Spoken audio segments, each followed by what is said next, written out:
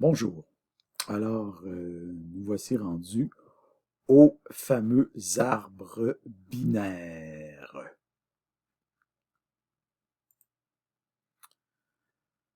Alors, on va se rappeler d'abord que dans la classification des structures de données, on a des structures de données ordonnées, des structures de données non ordonnées. Dans les structures de données ordonnées, on a des structures de données ordonnées linéaires, les listes, les arrays, les piles, les fils, les decks, etc. On a tout vu ça. Non linéaire, c'est-à-dire multidimensionnel, 2D, 3D, les arbres et les graphes. Bon, les graphes, on ne touche pas à ça. Les arbres, ça va être le sujet de la du présent diaporama. Des ordonnées, on a les dictionnaires, on a les ensembles, et une façon de créer des dictionnaires et des ensembles, c'est les tablage, donc qui est une technique. Donc, les arbres binaires. Donc, les arbres binaires sont probablement la structure de données emblématique d'implémentation la plus utile après l'array, la liste chaînée et les tables d'hachage. Donc, on a vu l'array, en fait, vous avez vu ça avant. La liste chaînée, on a vu ça. Les tables d'hachage, on l'a vu, mais on ne l'a pas implémenté.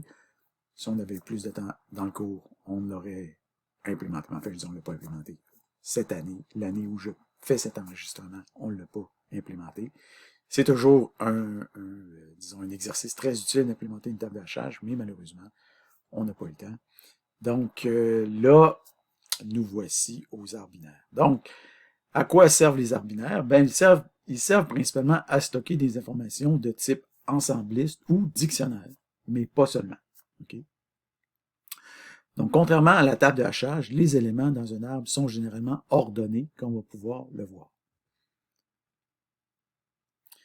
Donc, aussi, les arbres binaires sont un outil pédagogique, donc, en fait, un formidable outil pédagogique pour enseigner aux étudiants les structures de données, les algorithmes qui leur sont associés et la récursivité. Donc, ça met tout ça ensemble. Donc, pour cette raison-là, classiquement, dans presque tous les départements d'informatique du monde entier, on enseigne les arbres binaires à des cohortes et des cohortes d'étudiants réjouis, je l'espère, année après année. Donc, il s'agit certes d'un apprentissage radicalement transformationnel. À vous d'en juger. Donc, on va introduire du vocabulaire propre aux arbres. Donc, ça ne sera pas quelque chose qui va vous... pour le moment, il n'y a rien de flabbergastant dans ce que je vais vous transmettre comme information. Donc, un arbre binaire, c'est une structure de données qui comprend un nœud racine. Donc, on a vu les chaînés, une racine. Mais là, un arbre binaire, ben, il y a une racine en haut, en général. Donc, vous avez la racine, puis vous avez des branches. Donc, et vous avez des feuilles. Donc, la racine, vous avez une branche gauche, une branche droite, et les feuilles, ben, ce sont des nœuds terminaux, si vous voulez. Okay?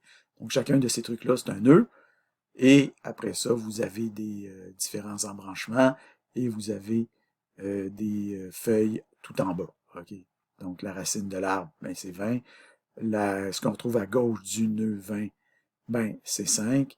Et ce qu'on trouve à gauche d'à droite de 5, donc à droite de 5, c'est 12.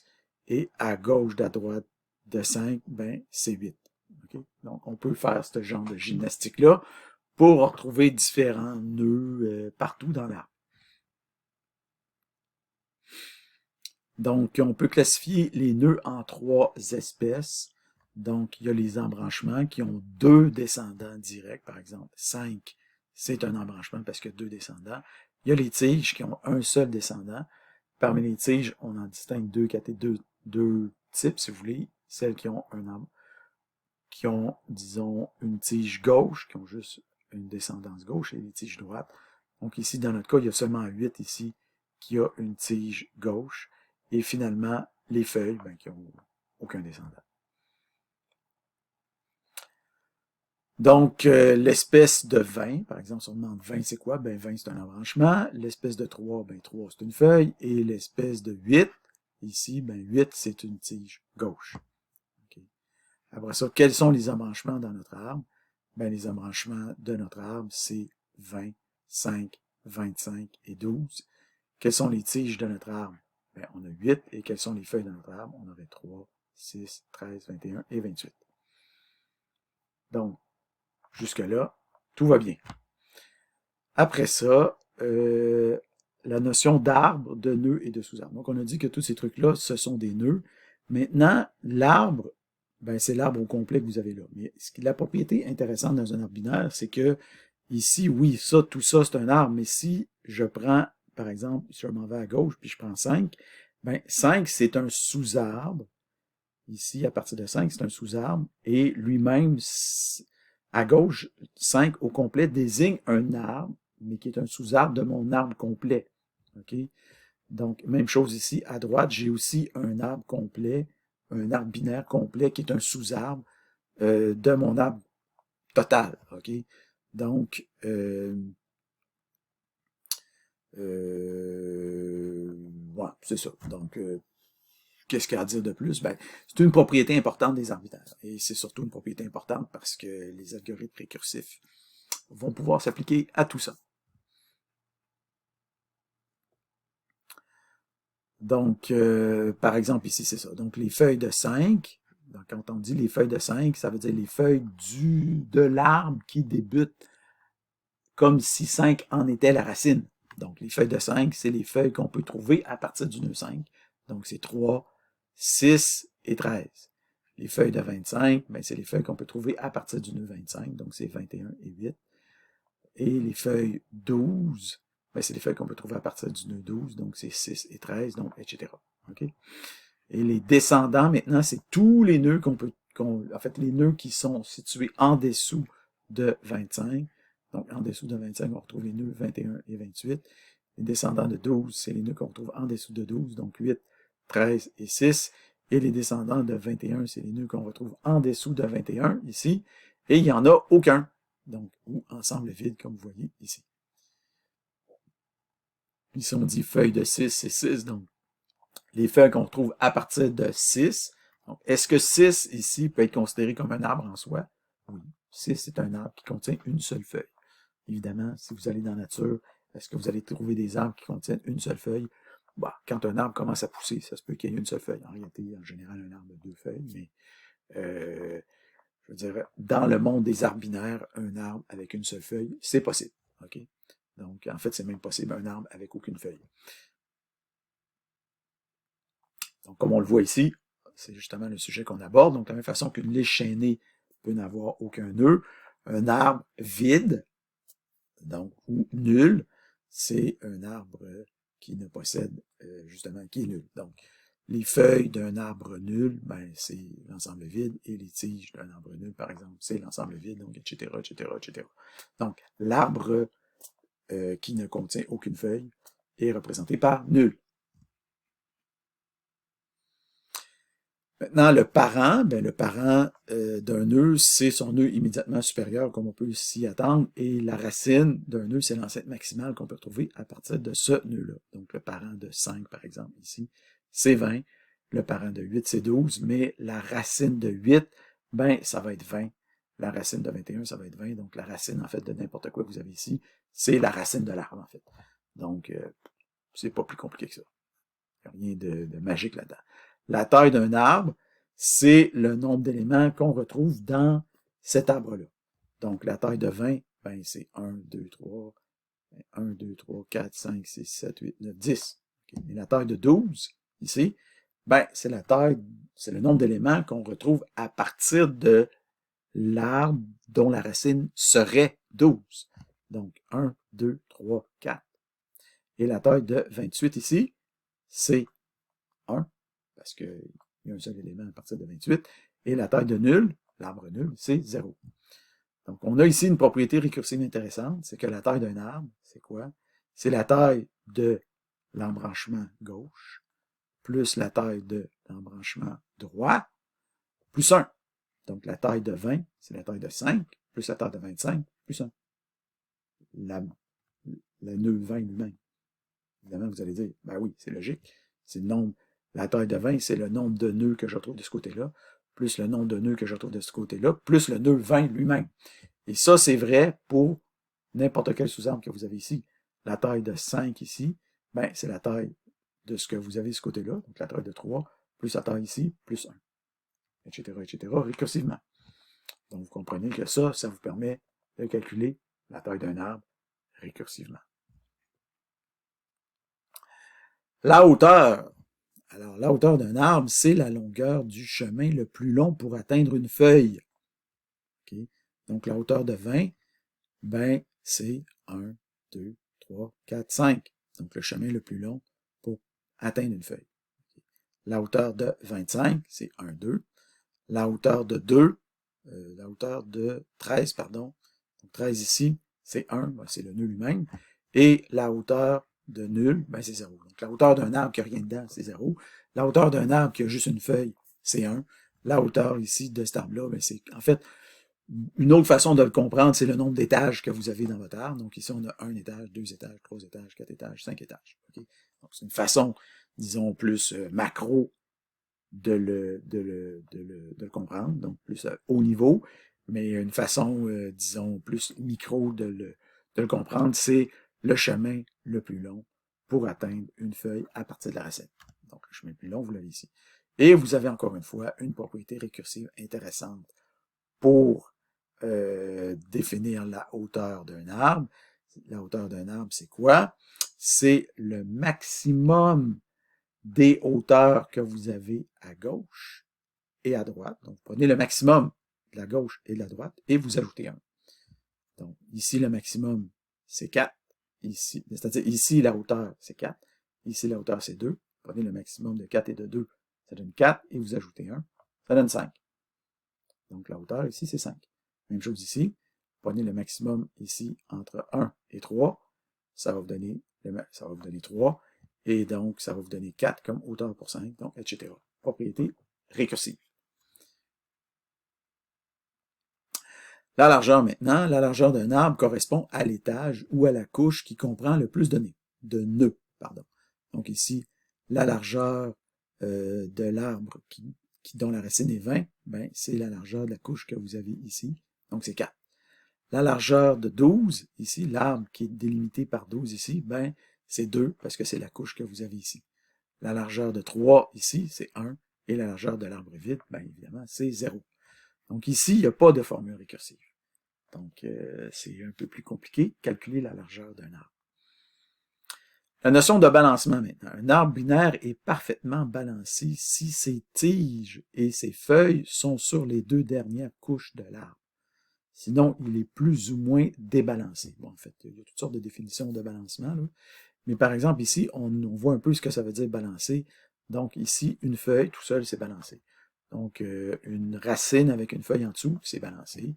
Une racine avec 2 sous-nœuds et une feuille un peu plus bas, c'est aussi considéré comme balancé parce que les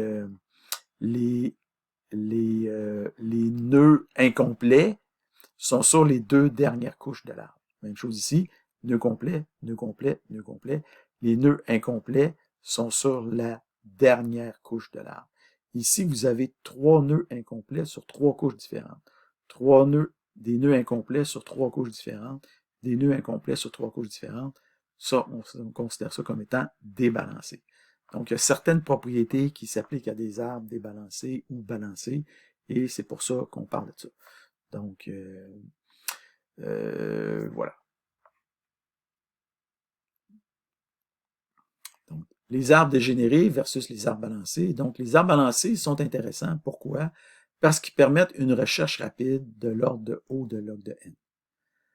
Par opposition, les arbres dégénérés, au contraire, sont néfastes parce que lorsqu'on fait des recherches, ça tend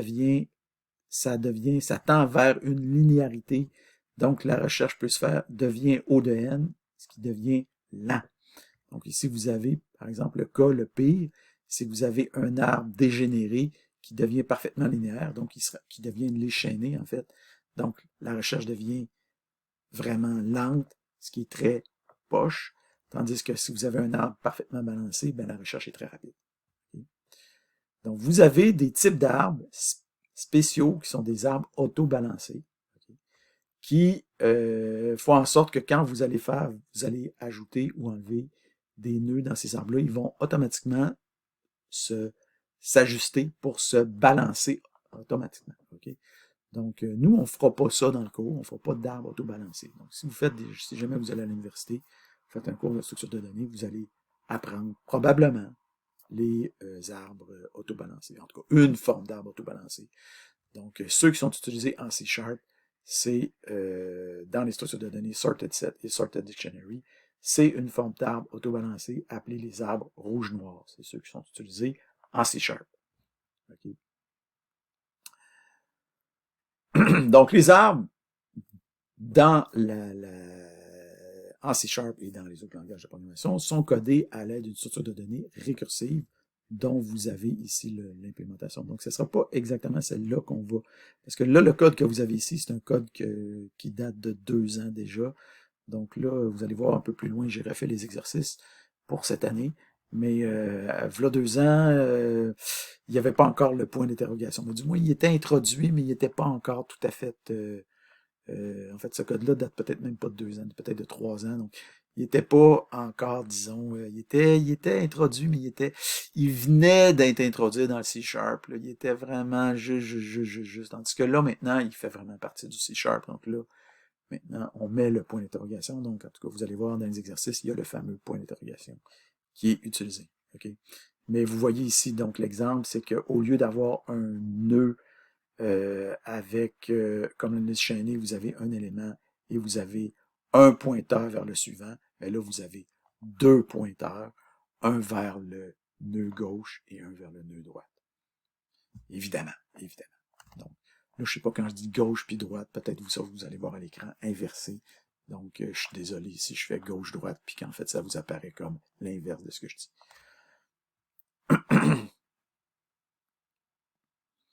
Donc, il existe aussi des alternatives d'implémentation où est-ce qu'on va mettre un pointeur aussi vers le parent en plus. Donc, ça permet de naviguer dans l'arbre plus facilement. Mais nous, ce qu'on va faire dans les exercices, c'est qu'on va s'en tenir à la version la plus simplifiée.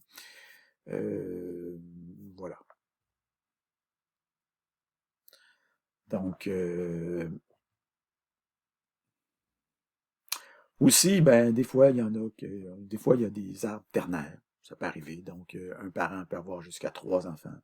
Il n'y a pas tu sais, à partir du moment qu'on comprend les arbres binaires, je veux dire, on peut avoir il y a toutes sortes de variations là-dessus. Là. Donc, il y a des arbres multi-aires, donc il y a possibilité d'avoir plusieurs descendants. Toute cette structure-là peut s'appliquer, par exemple, peut stocker, par exemple, des pages. Quand on a des arbres multi-aires, on peut stocker, par exemple, des pages web là-dedans. Donc, le fameux DOM peut être stocké là-dedans. Donc, les arbres multi-aires peuvent s'appliquer aussi aux fameux arbres syntaxiques qu'on retrouve en langage de programmation et dans l'analyse des langages naturels comme le français. Donc, je ne vais pas vous faire des cauchemars. Là. Moi, quand je vois ça, ça me donne des cauchemars. Donc, groupe, une phrase, groupe nominal, groupe verbal, groupe propositionnel. Enfin, je ne sais pas si je dis des niaiseries, déterminant, non. Verbe. Ouf. Et par contre, ça, j'apprécie beaucoup. Donc, les arbres binaires syntaxiques, arithmétiques, donc vous avez par exemple n'importe quelle expression. Je pense qu'on avait fait un petit peu avant dans le cours, je sais pas entre. Donc, n'importe quelle. Bon, j'ai fait ça en Proc 2, je pense. Donc, n'importe quelle expression arithmétique peut être mise sous forme d'arbre. Donc, par exemple, 5 plus 9 fois 2 plus 3. Donc, voilà. Et bien sûr, on peut s'en remettre aussi à l'art. Donc, papa, regarde, un arbre. C'est juste un arbre, mon fils. Mais papa, c'est un arbre binaire. Magnifique. Donc voilà,